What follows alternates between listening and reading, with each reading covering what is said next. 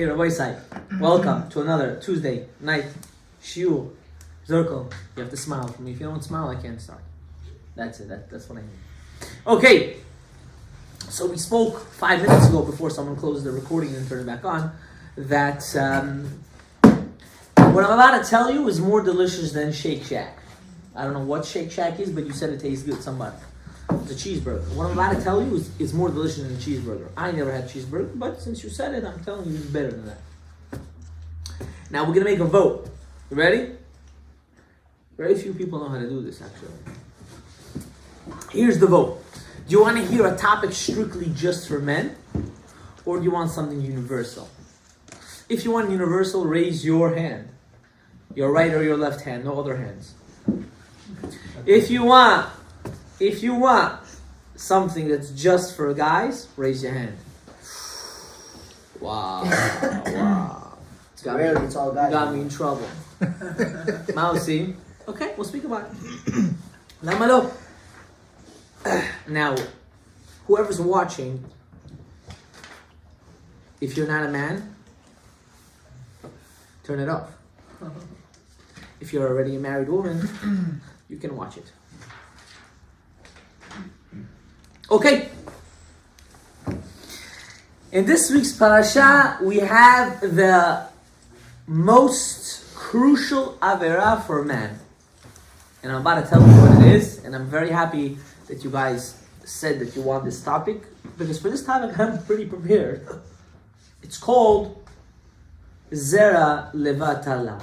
I'm going to try to speak as clean as possible, but if necessary I will use a language that is mostly understood by everybody. Wasting seed. And in the ghetto language it's called jerking off. Anyone that didn't understand. Today we're gonna dissect this topic. Number one, there's no girls here, so the men voted. And number two, because we have to understand and come to a realization, where is this sin located in the Torah? Where is it located? That's number one. Number two, what is the cause of this sin? We're gonna dissect it. We will. And number 3 and 4, how to cure it from the inside. You ready? Now, this is my first time speaking about this topic in public, especially recorded. I never spoke about this topic recorded, at least not to my knowledge. And I'm going to again try to be as, maybe a different kind of view you'll get out of it. And this is something that my Rebbeim spoke to me about.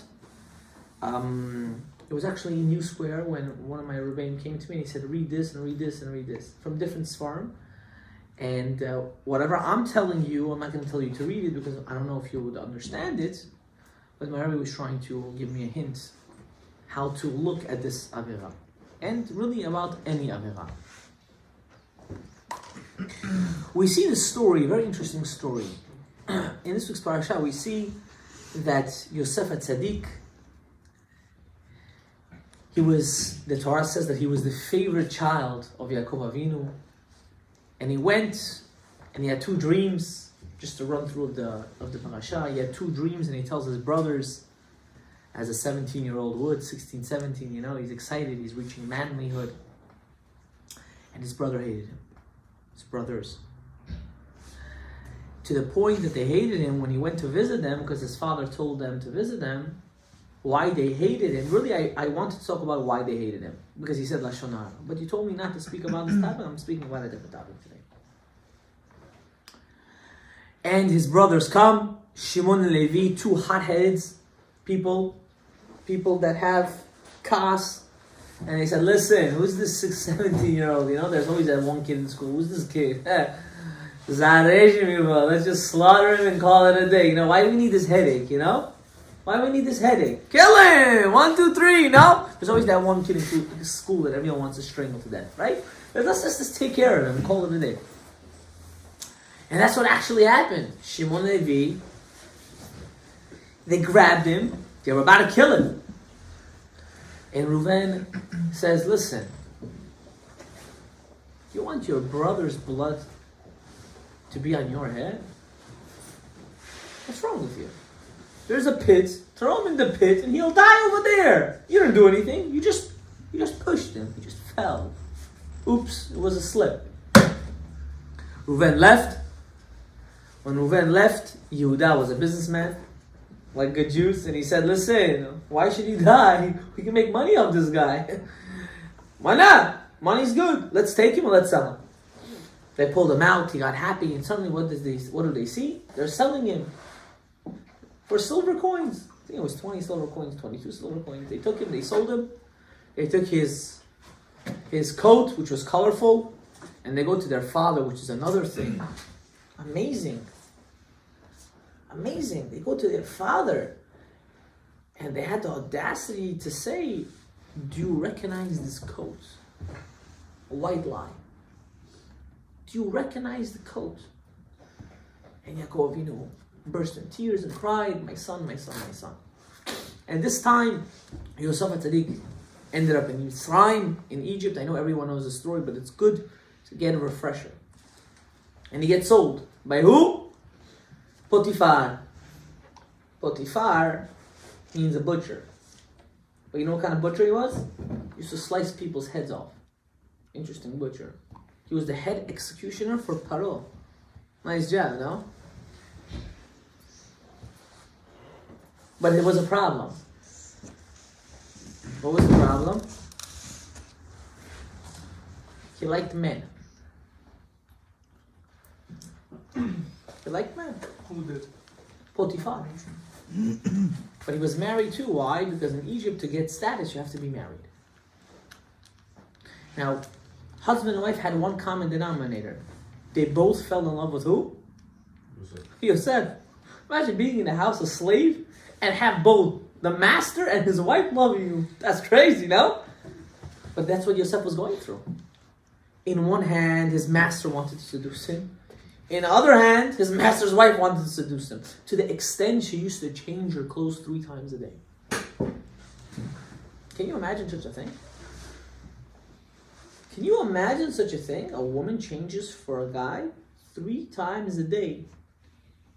And long story short, he almost was with her, and he was saved by the thought. There's a not a machloket, but there's a midrash that he was thinking about his father. Some say he was thinking about his mother. Whatever the case is, he was thinking about somebody. And he got up and he didn't at the end do the sin. Physically didn't do the sin. And he was sent to jail, and in jail he prospered. Imagine wherever you go, you prosper. This is the rundown of the parasha. I just missed one part of the Torah, which is Aliyah Revi'it, which this is what we're going to dissect today. In Aliyah Revi'it, we see a story of Yehuda. Interesting story. Yehuda. Who comes out of Yehuda? Does anyone know? Mashiach. All the way from Navai. Mashiach comes out from Shevet who? Yehuda. And let's dissect the story. Yehuda decides to get married to who? To a woman of the Canaanites. And he gets married and he has 3 kids. Which is his eldest. Onan, which is his middle child. And Sheila, which is the youngest child. And Onan and Sheila, imagine being from a royal blood. How do you have to represent yourself? You should know, you all come from royal blood. You come from Abraham, Isaac, Yaakov. Imagine how you have to represent yourself. Just imagine. When you walk down the street, a goy knows you're a Yid. A goy doesn't say he's a goy, he says he's a Yid. He's a Jew. Yehuda makes a shidduch. See, maybe if there was a resume, none of these problems would have happened. He says who? He takes Tamar. Tamar was from the daughters of Shem. And Tamar was a very beautiful woman. Extremely beautiful. And Yehuda made the shidduch for his eldest son, marries her. And at the night of the wedding, what does he do? He does what not every chas shalom, but it's a common thing. I want you to understand, what I'm about to tell you, I'm going to modernize it, how we still do this sin nowadays. He would be with his wife without finishing. He would finish on the floor. Everyone use your imagination. I don't want to get into it. He would be physically with his wife and finish on the floor. Why? He didn't want his wife to get pregnant. Why? Because if she gets pregnant, she's going to lose her beauty. And just because he didn't want for her to lose her beauty, he decided to do the most ultimate sin. And he was married. To do zera levatala. As soon as a girl comes, I'm changing the topic. I'm letting you this right now. So you better pray in your brain that this topic doesn't change. Fire cut review. Now, what happens? Can we take this mechitza out if no one's here? Get it out of here. I want to see it in Yahweh's face. I want to see Daniel, right? Jonathan's face. Look at him. He's wearing those boots. He's running to go hunt somebody or something. You scare me. You're too serious. Don't worry, it's all guys. Take it easy. Malchitz. So what happens?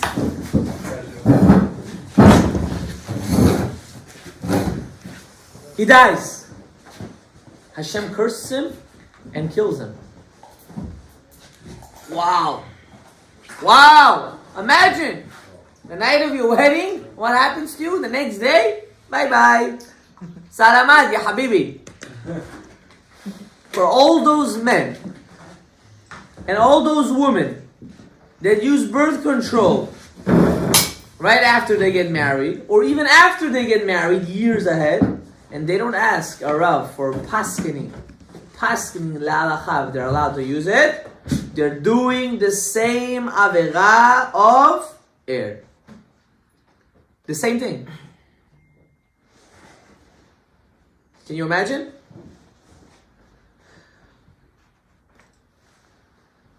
A person, one second, questions later, please. If you break my thing right now, I'm not gonna be happy. A person has to realize the one of the most important reasons why you came on this earth was to procreate.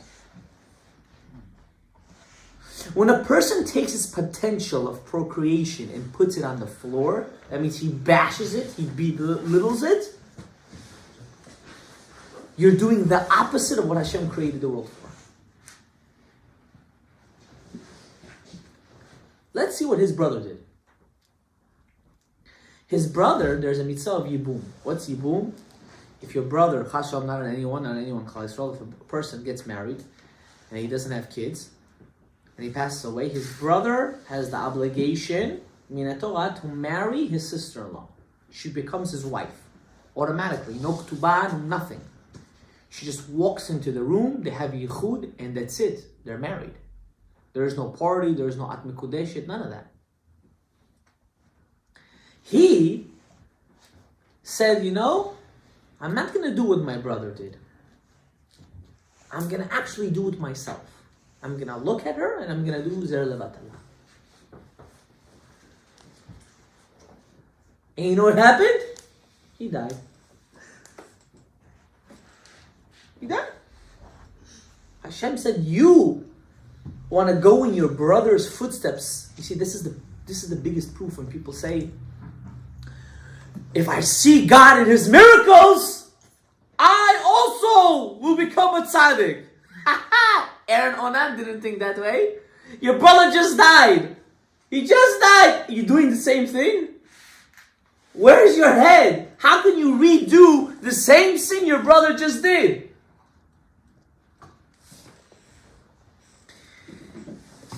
When a person does zera levatala, he ruins his mazal. He ruins his parnasah. And today I'm going to explain to you how. When a person goes to shul on Yom Kippur and Rosh Hashanah, What's the famous thing everyone prays for, including myself? We pray for Parnasa. Sharei Parnasa is the biggest amen in the shul. You feel the roar. I don't think even Mashiach shofar is going to be as loud as when people say Sharei Parnasa and everyone says amen. Hashem says, listen, let's take a person. Is anyone's name Abraham over here? No. Abraham, you're supposed to get today, this year, $6 million is your parnasa. And what's this parnasa for? You have to support your wife, you have to support your kids, and so on and so forth. Now, you know, every time you do Zera Lavatala, you have to support those kids too. What do you think? You think it's a joke over here? They're your kids. You know, they come to you after you died, they say, hi daddy, I've been waiting for you. Have you been? And you know how ugly they look? Imagine taking the most ugliest and scariest image to the power of 1 billion. Hi Papa, we have your genes. Only your genes. I want you to understand this. I want you to understand the concept of what you're doing at that moment. You have to support them. And it's not one child per Azar Lavatala. You're funny. It's millions. It's millions! So when a person barely makes a living and he goes, why? I pray Rosh Hashanah Yom Kippur. Of course. You're a good father. You're supporting a lot of kids without even knowing it. You know how many kids you're supporting? Millions! And in Shamayim, they're taking all your shefa from you. Every single shefa before it comes down to this earth has to go through a pipeline. And they're like beggars. Where's the money? Where's the shefa? Where's my parnasa? We also need clothes. We also need food. Where is it? And until a person doesn't do tshuva, these kids will hunt him for the rest of his life. Hunt him. Just for a side note, Tikkun Klali doesn't work for this. Tikkun Klali works for one thing and one thing only. If someone has a wet dream, a nightly admission, that means he goes to sleep and he wakes up and he has Zera. Of Nachman Breslov, you go to a mikvah that day and you read Tikkun Klali that day, and that he says, and he has a whole cheshbon, that it's going to be taken care of. But if someone goes, one second, when someone goes purposely and does the avera, that's on you, ya habibi. Don't now say Rav Nachman right now, don't grow your peot from here to the floor, he's going to pull me out. He's not going to pull nobody. Your peot is going to be burned. You're not going to be able to carry you out from anywhere, ya habibi. From anywhere. Just for you to understand the severity of this sin. Now, how do we fix this? It's a good question, right? How do I fix the situation? How do I fix the situation of doing the ultimate sin of Zer Levatala? Now, I want to explain something to you. If you think, wait, ask your question because I'm going to go into something different. What happens if you have a wet dream on Yom Kippur? Please don't ask that question right now. Come to me privately. I'll tell you what you have to do. The Ben Ish Chai has a whole tikkun just for that. It's a very dangerous thing. I'm not saying you. I'm just saying that's a very dangerous thing. That's all right. Okay. Plus there is no mikvah in Yom Kippur, so it's a double danger. Okay, let's not get into that topic. There's a concept of Zer Levatala fall under the category for a woman. Don't answer. And the answer is yes. When a woman walks outside, not sanua,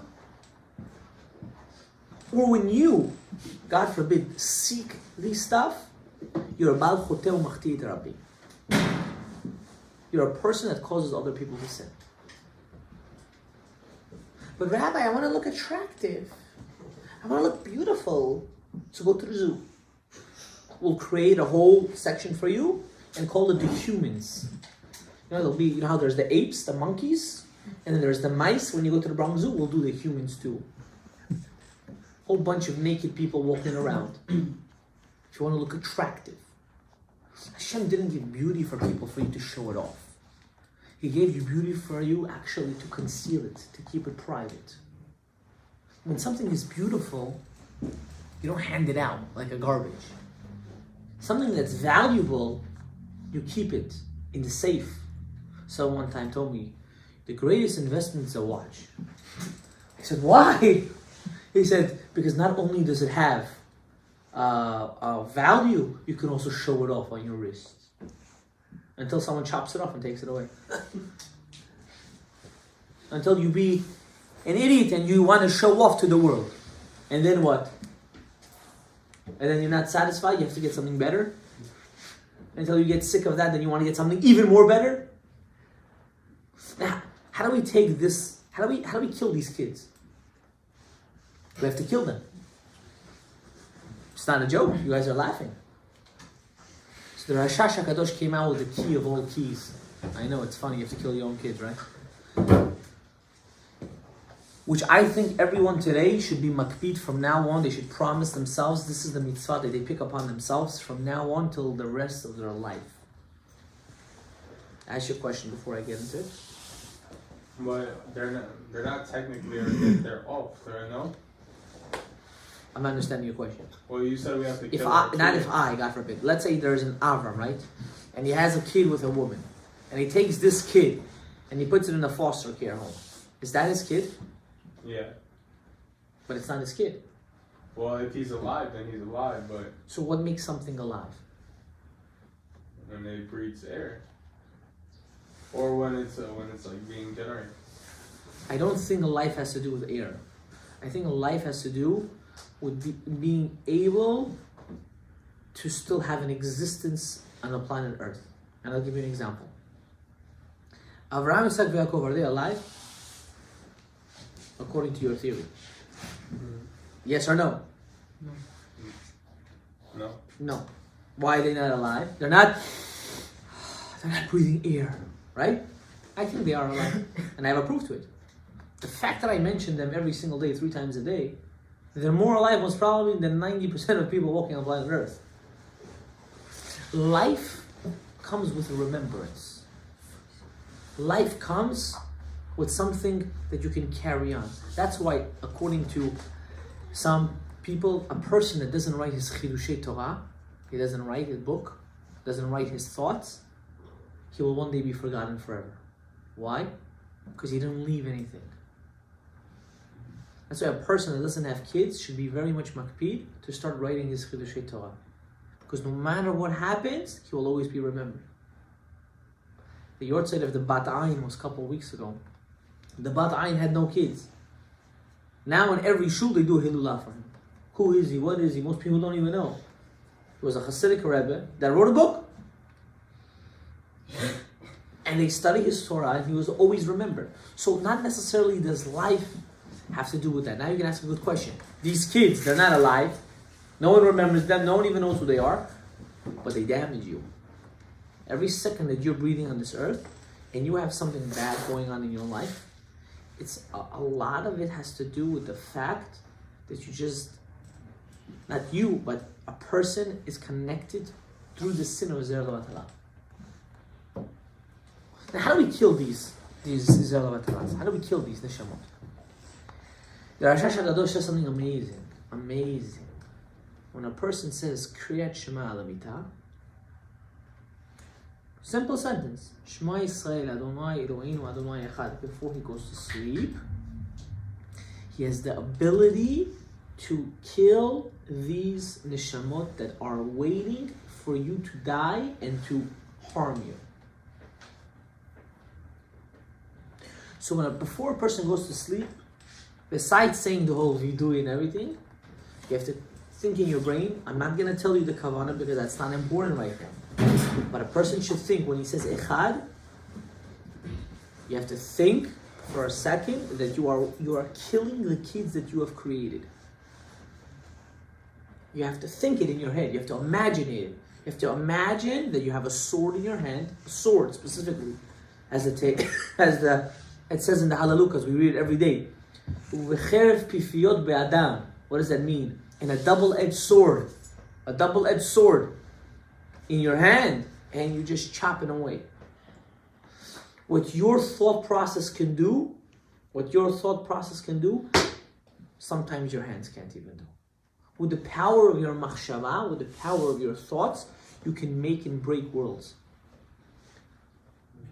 You can create and destroy worlds just from your thought process. And that's why meditation is done how? Through your thoughts. When you meditate, you can reach the highest levels. It's called hitbonenut, not hitbodedut, hitbonenut. To contemplate and meditate on a concept. Ask your question. So, like, what is there, like, meditation? There's many different ways. What are you talking about? Okay, so I'm not talking about that. That's the Chayei Goyim. I'm not talking about doing the cross and saying, "Oh, Yeshua save me," which is already in hell. I don't know who the hell they're praying to. I'm not talking about Muhammad. I'm not talking about what the Muslims pray to and how they pray to, who they, which is all Avodah Zarah. Just to let you know, even though it's not, but it is. Their religion is based on Avodah Zarah. I'm not going to get into it. They believe in a God, but their worships are all based on Avodah Zarah. When we say meditation, we say to contemplate on God Himself, on the Ein Sof, and how we want to draw that koach, that energy from Him. And how do we do that? By serving Him. And before we serve Him, we think how we're going to serve Him. That's called meditation. Not just to wake up in the morning and wash your hands. Not just to go to the bathroom and to use it, not to contemplate on your Asher Yatzar. Before your Asher Yatzar, you know what you have to think about? Right now, at this moment, I'm doing refuah to my whole body. By saying Asher Yatzar, HaKadosh Baruch Hu is bringing down a light that's giving me pure refuah shlamah from my head to my toe. Before you put on your talit and tefillin, you have to contemplate how you're bringing the Or Makiv, the outer light of all worlds, upon you. You should be enclosed with all the energy and light around you. When you put on your tefillin, your hand in your head, you should have a thought process that you're puring your heart and your eyes to serve HaKadosh Baruch Hu. That's called meditation. And what does this meditation do? It makes you very aware of things. You ever saw people that are unaware? They don't even know what's flying. There could be a car accident 5 feet away. You won't even realize it. I know people like that. And I know people, literally 20 minutes, not 20, 5 minutes before something bad happens, they already realize something bad's about to happen. They know it. They see what's going on. Those are people that are aware. I'll tell you a small story. One time the Lubavitch Rebbe, he was in his office, and a person left a letter by his door. And his Gabbai walked in and walked out. And the Rebbe saw the letter fall on the floor. The Gabbai didn't notice it. And the Rebbe went to pick it up. And the Gabbai got very embarrassed. And he looked back to the Rebbe and he said, "How did you realize it?" You know what his answer was? "It's my job to realize the little things that people don't realize." What does that mean? That means he was aware and he was in full meditation from the beginning of the day until the end of the day. He was in the meditation process of HaKadosh Baruch Hu was in front of me at all times. Shaviti Hashem lenegdi tamid. HaKadosh Baruch Hu was with me all the time. And that's the key how you stop doing Zer Levatala. You don't stop doing Zer Levatala by thinking about demons and how they're coming to haunt you and kill you and murder you. None of that. That doesn't make you stop. You know what makes you stop? You ever take a mirror? Can you imagine watching yourself doing that sin? You wouldn't be able to do it. Unless you're the most egotistic human being on planet Earth, you would not be able to do it. Now imagine your father watching you. Forget about it, Rabbi. Forget about it. I heard stories, people told me that their father walked in on them. They almost killed themselves. Imagine Hashem staring at you. It's nothing to imagine. He's looking at you every second. He's saying, "Hi. Hi, Max. Hi, Elad. Hi, Yosef." And you're over there doing the shtiyot. Just thinking of that embarrassment should make you want to take an axe and chop off your hand at that second. To have that thought that you're in front of HaKadosh Baruch Hu, even in the most disgusting place, if it's in the restroom, if it's in your bedroom, if it's in the, wherever it can be, HaKadosh Baruch Hu is there and He's saying, I'm here with you. What are you doing, Ya Habibi? What are you doing? Why are you wasting your time? Why are you so bored with your life?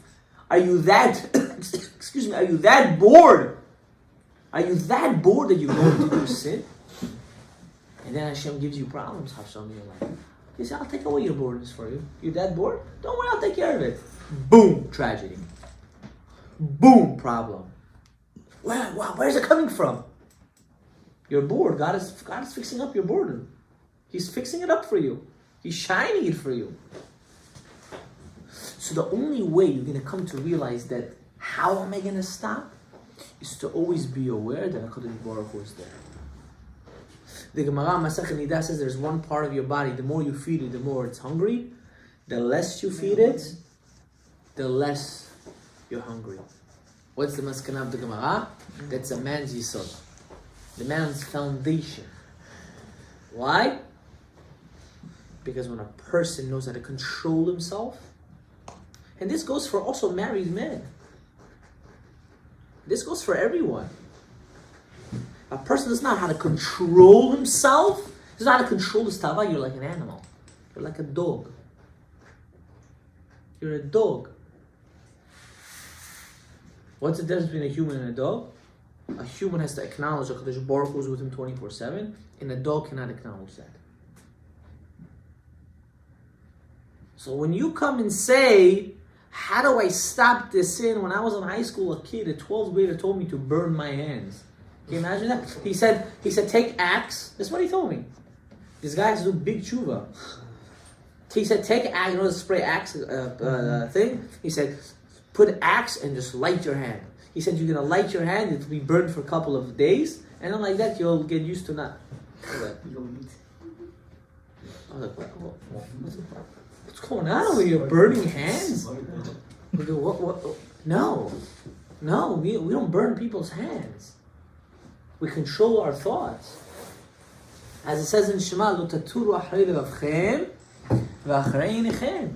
A person has to control his heart and his eyes.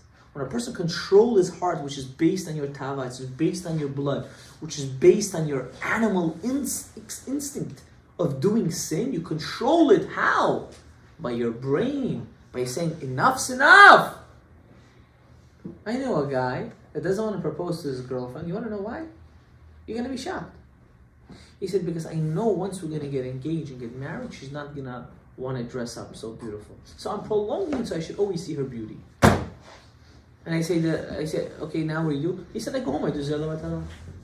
I was like, what? Are you crazy? They didn't get married then. But imagine to such an extent of animal behavior you have to act to reach that point. The most disgusting thing in the world. And remember one thing.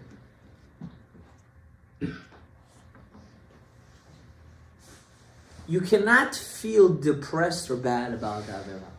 You cannot. It's the number one mistake people do. When people start to feel depressed, they start to reach the level of atzvut. And atzvut brings you to do more sin.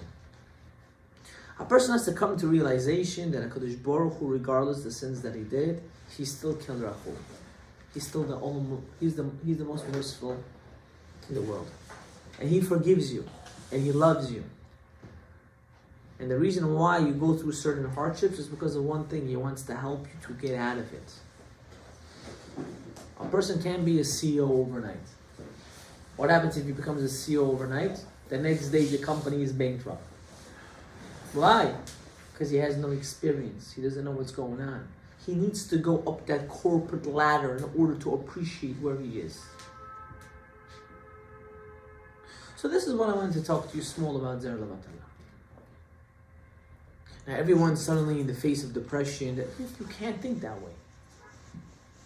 You have to say, Hayom Har Ta'olam. Today the world was created. Today I'm a new person. Today I'm going to stop doing this avera. Today I'm going to stop looking on websites you're not supposed to look at. Today I'm going to stop talking to girls that I don't need to talk to. And I just talk to them just to flirt with them. And just to think I'm cool. Today I'm going to pick upon myself to do Kriyat Shema Lamita. Today I'm going to pick upon myself to wear tzitzit. And anytime I should see the tzitzit outside, I should remind myself of I should not run after my physical desires. And a person that controls his physical desires ends up to be the greatest and happiest person on earth. To come to the realization how religious you might be, this test, regardless if you're married, you're not married, you're even a grandpa, this specific avera will always haunt you unless you know how to control yourself. Always. And a woman, chas v'chalila v'shalom, chas v'chalila, goes and dresses up to her utmost beauty, even if she will be married, and another man does a sin because of her, oy la miyom adin hagadol. Oy la ve'oy bana. Woe is to her and woe is to her kids. You have to understand the severity of a Baal Choteh U'Machti Rabim, someone that causes other people to sin. When you go to that, when you go to that school, that college, and you're going to take a specific class that you don't need, but you want to take it because of that specific girl, no, first of all, that you're not a man. You're not a man. And second of all, you're going to cause yourself to sin. You're going to cause yourself to sin. Why? Because you're looking for it. You don't even know it, but you're looking for it. When can I do this avera? When can I do this tava? A person has to contemplate. He has to do a cheshbon nefesh. He has to take out a piece of paper. What can I do to stop doing this avera? What can I do? Do I want to wish death upon myself, like Aaron Onan? Has Shalom people are saying in the background. Do I want to wish myself these problems it's gonna reflect on my family? Chas v'shalom. You know how severe this sin is? There's a custom. This custom was a custom of Yerushalayim, that a son is not allowed to go to the grave and bury his father. Can you imagine? You can't go bury your father. You want to know why? Because those kids that you created are going to say, wait a second! Hold up! He can go. We can't go? We want to greet Daddy. We want to greet him. We want to say, Здравствуйте, Priyoma, we arrived. Arabija, we're here, Ya Habibi. So what did the Takana was in Yerushalayim? No son's allowed to go bury his own father. Why? Daughters are allowed. Why? Because the fear that the person that just passed away, he shouldn't be getting introduced to devils when he dies. He should get introduced with family members, not with devils. To that extent they made this custom, which they follow also in America, at least by us. Can you imagine? And we think this is a lullaby kind of story, Babaiga story. Ya Habibi, you are the creator of Babaigas. So a person has to come to realization, first of all, the only thing that can ever save us is by being positive. Second of all, to always try to use the mikveh. Mikveh is very important. Do not be Ashkenaz. Don't be a Litvak now. We don't use mikvahs. Don't be a Litvak. Don't do this nonsense. Don't do this nonsense. Even they know that it's wrong. Don't do this. Go to the mikveh. Tahara. Purify yourself. Rabbi, I don't go to mikvahs. Yeah, you go to the beach, right? You go to the beach. You swim with all people. They do there, they pee there. God knows what they do there. You go in it, you swimming, brother. And you taking in, you drinking it too. Yeah, Habibi. But the mikveh you can't go to, where everyone takes a shower before they go in.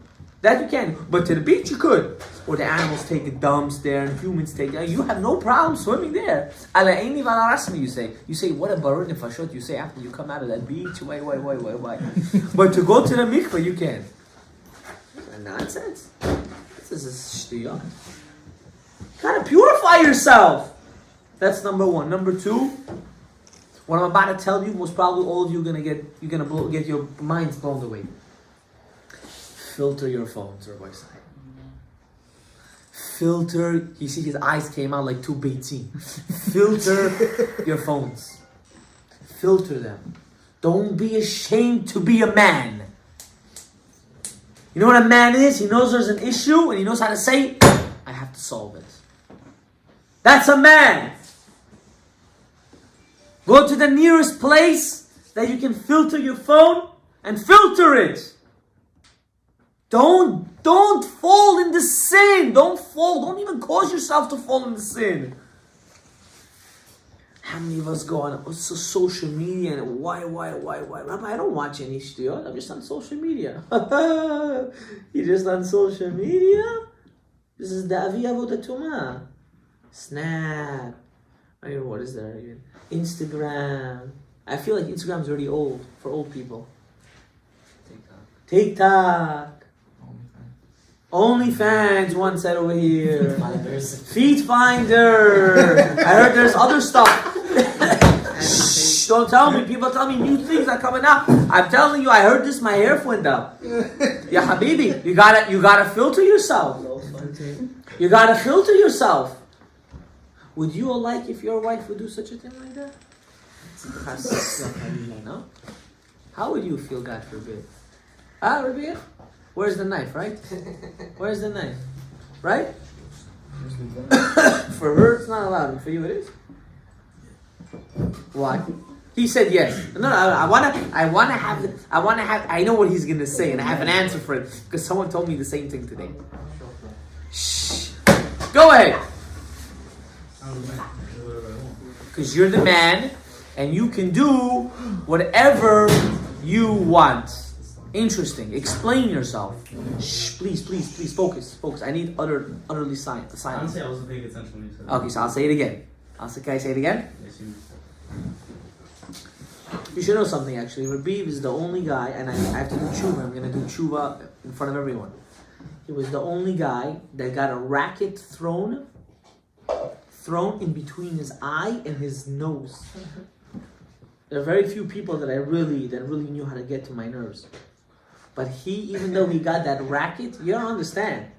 He was such a respect. He shut his mouth and he said, Rabbi, I'm sorry. He's told me sorry. He said, Rabbi, I'm sorry, I'm going back to class. For that, I have to ask Mechila. Many years passed since then. I really apologize for that. But I see it made you a mensch a little bit. I think I straightened out the nose, actually. Stop. This is what I said. You know what the beauty? I was speaking to Rabbi Kleiman the other day. Listen to the beauty. I don't suggest this to anyone. Maybe I shouldn't even say it on camera, but I'm going to say it anyways. He asked me, he said, how come the kids that got it from you, they're somehow still in touch with you? How is that possible? How is it actually the kids that got it from you the most are actually the most in touch with you?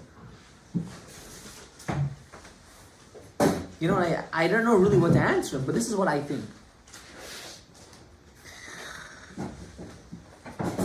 I love all my Talmidim so much that regardless if I'm going to burn them from head to toe, they're still going to love me. That's what I feel.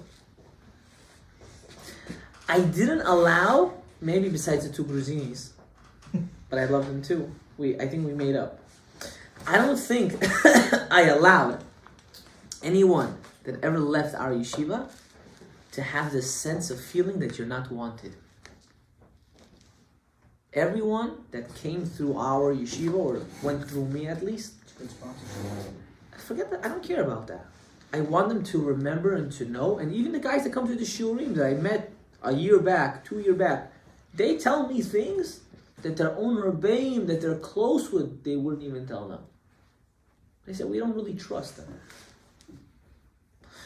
Because I love you. Be'emet, I do. And I tell you where it comes from. It comes from the fact of realizing that we're all interconnected. If something bad happens to you, it happens to me too. It does. Until I don't come to that realization, I will never feel it. And that's the greatest thing in chinuch. The greatest thing in being a disciplinary, to work in a school, to be a father, is to remember this fact. That I'm not doing it out of hate. I'm not doing it out of anger. I'm doing it out of love. And sometimes love has to be tough. And look, Onan, Baruch Hashem. Now here, let's get back to the topic. I don't think I'm going to pose to you. That's the point. Here's the topic. You ready? How come it's not allowed for a woman to have an OnlyFans account or to, God forbid, do an Avera, and for a man in this society, they think that it's no problem for them? I don't think a man can do it either. Ah, sorry, you changed your mind. Ashrecha I didn't v'tov hear the lach. question. Okay. I thought you said a woman can not only be with one man, but a man could be... No, I didn't talk about that. Torah says that's allowed, but I'm not going to get into that right now, even though that's something we don't do nowadays, Baruch Hashem. But you agree on that concept? Well, that a woman... That the same way how a woman, it's not allowed for her to do certain sins, it's also not allowed for a man. No. Explain yourself. A woman can only do one partner, right? She can't have multiple... I'm not talking about marriage, I'm talking about before marriage. Before marriage. Yeah, it's the same. Okay. Wait, I have a question. Ask, baby, ask, my love. Before you were talking about how they were married when Wow, they... you are actually meditating for that long? Yeah, Habibi, I have to take classes from you. I was gonna say when you were. They were married. Oh, they were married. Yes, I they thought were. They were doing before marriage. No, they were married. Okay. See how I knew his question before he asked? They were married, and they did the sin while they were married. That's why I said this specific class is also for married men. You got it? Mm-hmm. Okay. There's this new thing going around. What's the new thing? For a woman, it's downgrading. For a man, it's upgrading. Man gets experience, becomes a man. He knows what to do. Ha ha ha ha hoo. And for a woman, it's like, you've been around the block. There's the concept. Like, I think 90% of you guys are thinking about that. Don't lie. Let's be honest. Let's be men. It's a men conversation. Let's be honest. People should know that these questions and these concepts run down in our brain. And I'm gonna debunk this right now. In just being logical. Zirkle, you with me? Don't fall asleep on me. Can I ask you a question? Do you think it's fair? To compare? No, because Okay. a man has the duties as a man, what he's supposed to do, and a woman has to do what she's supposed to do. Okay. Now I'm gonna make my question more. I'm gonna explain my question more because I don't think you understood. Is it okay for a man to compare his wife to any other woman? No. You know what happens the second you sleep with a woman before marriage? You automatically start comparing.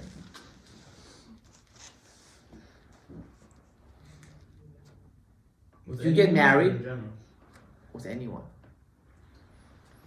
even the spouse you're about to marry. How come before marriage you were like this and now you're like that? That you will tell her to her face. But how about if you were with so many other girls, and in your brain what you're thinking? Did I make the right choice? Tell me. Is that what you want to run through your brain when you're married? It's gonna happen regardless. It won't, and I'll tell you why. You ready to hear why? Because if I never experienced it, I can just imagine. I cannot tell you factually. When someone actually experiences it, he can tell you factually. And he can only compare on emotions and not on physicality. That's the difference. When you, Lamaisa, were never with another human being, never with another human being, and you get married, you don't really know what's up. But when you already, chas v'chalila, did the sin, and you get married, ya habibi, the Yetzer Hara plays with you on a different level. You just hit the Olympics before you even went to practice. Why? Because he knows how to get to you. He knows how to say to you, wow, not what I was thinking. And you know what kind of shalom bayit problem that causes? Kal v'chomer, a woman. And why kal v'chomer, a woman? I'll tell you. They made a study. A woman gets emotionally attached. A man gets physically attached. To replace something physical is much easier to replace something emotional.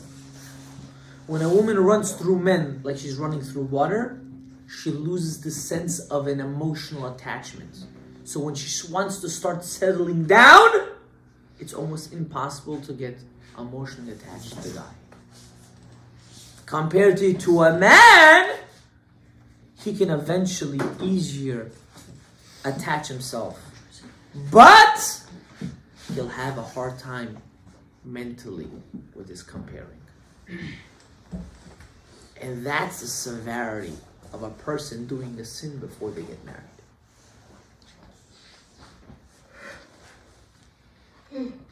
But I'm a man, Rabbi! I'm a man! No one's gonna know! You're gonna know. And you're gonna haunt yourself for the rest of your life. Why? Because you did it to yourself. And I know people today that tell me this and they're married. And they say, Rabbi, chatiti aviti pashati. So the next time a person comes to this test, and you know what? We have this test. And in this generation, it's so easy, I'm going to use the language, to get laid, it's beyond even understanding. It's easier to do that sin than to pack a luggage to travel to a Shabbaton.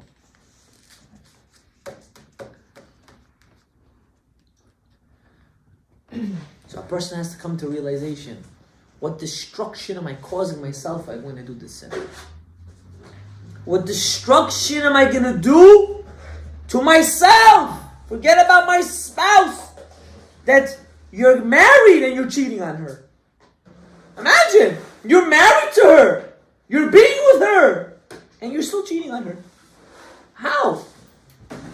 Because it's all in the head. So what is HaKadosh Baruch Hu actually telling you? He's telling you, you want to play God? You want to create a human being? Then you have to be God. How do you be God? Have utmost love to the person that you're with. And that you can't do unless you get married. So you come to me and say, Rabbi, why do you preach to get married in such a young age? And the answer is because when you're young, you can still mold yourself properly to that person. But when you're older, it gets harder and harder and harder and harder. To be too picky is the worst thing in the world. No one is 100%. Adam Rishon, which was created by God Himself, wasn't 100%. You think everyone else walking on the street is 100%? You're funny. No, they're not. Because if you look deep down in yourselves, unfortunately, you're also not 100%. You're in a Beit Knesset. Do you understand? With this, I'm going to finish this specific topic and say, the first couple of weeks are extremely difficult. After a month or two, if you do it properly, it doesn't even pop into your brain. But as long as you don't have any social media, because the second you swipe and you see someone not tzanua, the test is all over again. So be smart and be wise. Take care of yourself before you take care of your Yetzer Hara. Put a filter on your phone. This doesn't make you fanatic.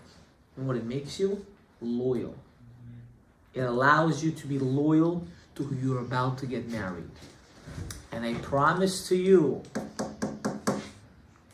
if she's going to find out you have a filter, she's going to get a filter. Because loyalty goes both ways. It doesn't go one way. So you want the best future? You got to first fix this and this. You can't wait for someone else to fix it, then you'll fix it. This has nothing to do with being fanatic. This has to do with having proper derech eretz with the people around you.